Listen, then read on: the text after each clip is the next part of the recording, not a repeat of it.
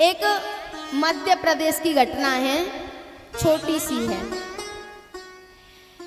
एक सेठानी थी। सेठ तो यहाँ पे भी होंगे, सेठ जो बनिया होते हैं। तो एक सेठानी दुकान करती थी। परिवार के सब लोग राम जी को प्यारे हो गए, अकेली रह गई और बूढ़ी, लेकिन आदत स्वभाव जल्दी से छूटता नहीं है। बूढ़ी हो गई है, खूब पैसा है, लेकिन अब भी छोटी सी दुकान करती है पकौड़ियों की। पकौड़ी बनाती है और बेचती है। एक दिन उसने सपना देखा और सपने में उसने क्या देखा माता जी? सपने में उसने देखा कि उसकी मृत्यु हो गई है और उसका जो प्रॉपर्टी है, घर खेत मकान जो कुछ है, उसको सब लूट लूट के ले जा रहे हैं संबंधी। और जब उसकी नींद खुली तो वो तो घबरा गई। उसने सोचा, हे परमात्मा यहां मत बैठो, आगे।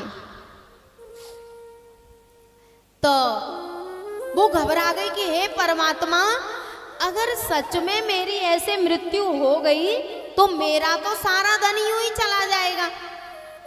कल हमारी माता जी कह रही थी कि बालक कह रहे थे कि क्यों पैसा बर्बाद कर रही हो, तो मैंने कहा अगर मुझे रोकोगे तो और ज्यादा लुटाऊंगी।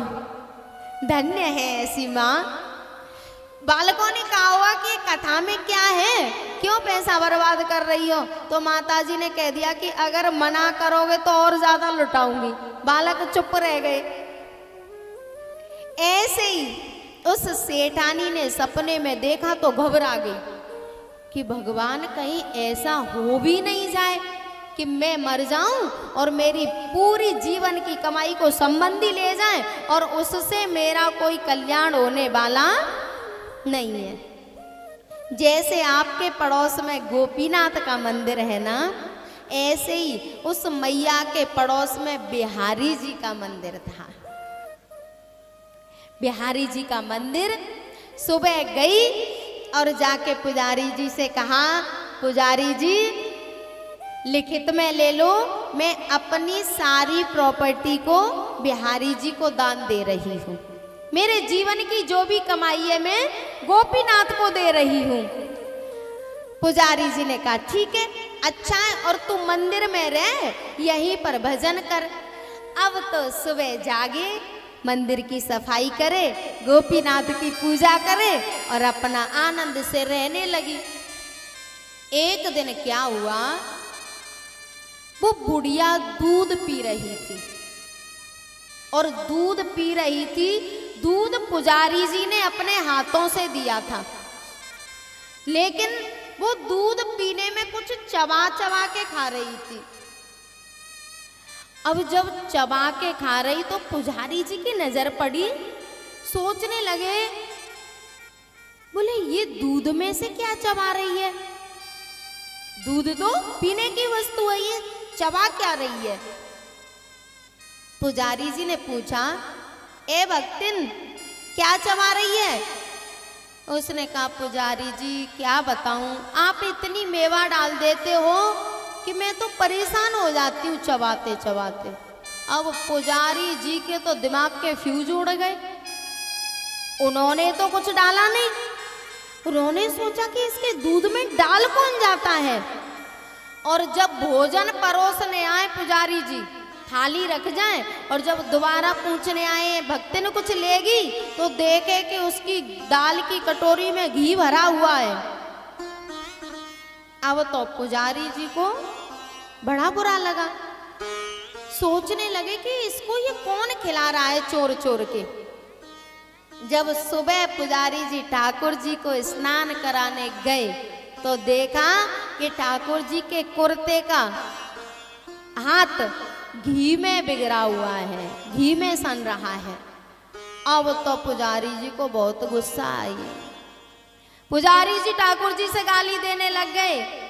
द्वापर के छलिया अब तक तेरी छिचोरी न छूटी, द्वापर के चलिया अब तक तेरी छिचोरी न छूटी, और द्वारकाधीश बन बैठा है लेकिन लाला तेरी चोरी न छूटी। पहले अपने लिए चुराता था और अब भक्तों के लिए चोरी करता है।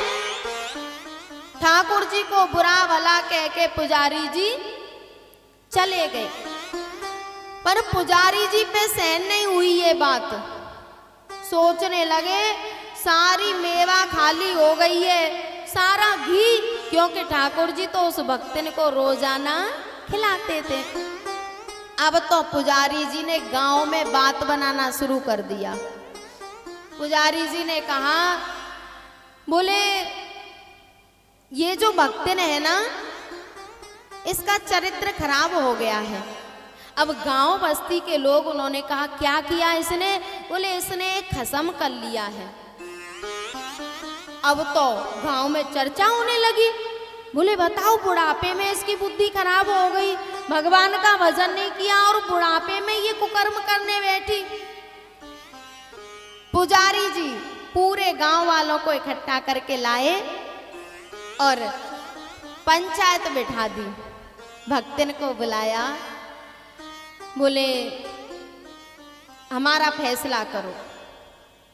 पंचों ने कहा बताओ क्या बात है? बोले ये चोरी कर करके खाती है।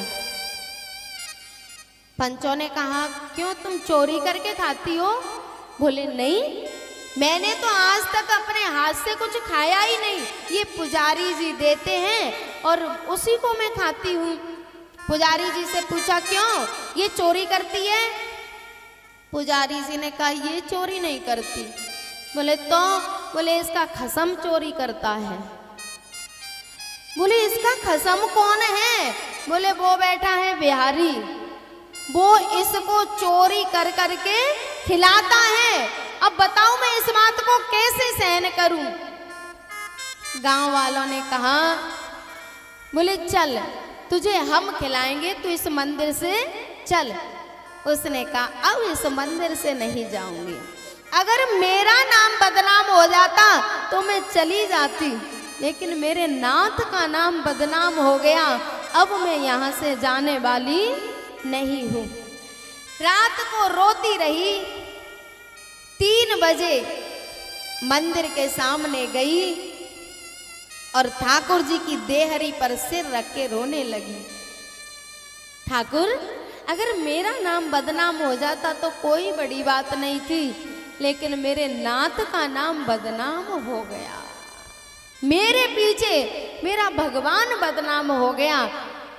अब ऐसे जीने से कोई फायदा नहीं है।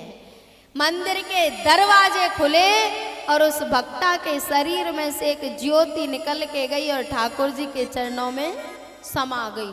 जब मंदिर के दरवाजे खुले, खटर पटर हुई, तो पुजारी जी को भी नींद खुल गई और आके देखा तो जैसे ही उसकी ज्योति ठाकुर जी में समाई तो पुजारी की आंखें फटी की फटी रह गई।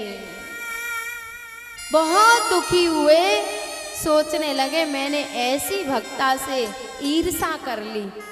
और जब वो मर गई तो मंदिर से सामने ही खाली जगह पड़ी थी, उसमें उसकी अंत्येष्टि क्रिया कर दी। जो पुजारी उस भक्ता से ईर्षा करने लगा था कि बताओ हमारा तो जीवन निकल गया, हमें कभी इसने हाथ से नहीं खिलाया, और उसको अपने हाथ से परोस परोस के खिलाता है। जिससे ईर्षा करते थे ना, अब पुजारी दोनों टाइम उसकी समाधि की आरती उतारते हैं। प्यारे, जो एक बार इसका हो जाता है ना, उसके लिए इसने गीता जी में लिखा है, अनन्या चिंतयन्तो मां ये जना पर्युपासते तेषां नित्याभियुक्तानां योगक्षेमं वहाम्यहम्। जो एक बार मेरा हो जाता है ना, जो अनन्य भाव से मेरा हो जाता है, न अन्य स अनन्य, जिसका संसार में मेरे अलावा कोई नहीं है, उसका योगक्षेम मैं वहन करता हूं। प्यारे, पुजारिन का भाव था, लगन तुमसे लगा बैठे जो होगा देख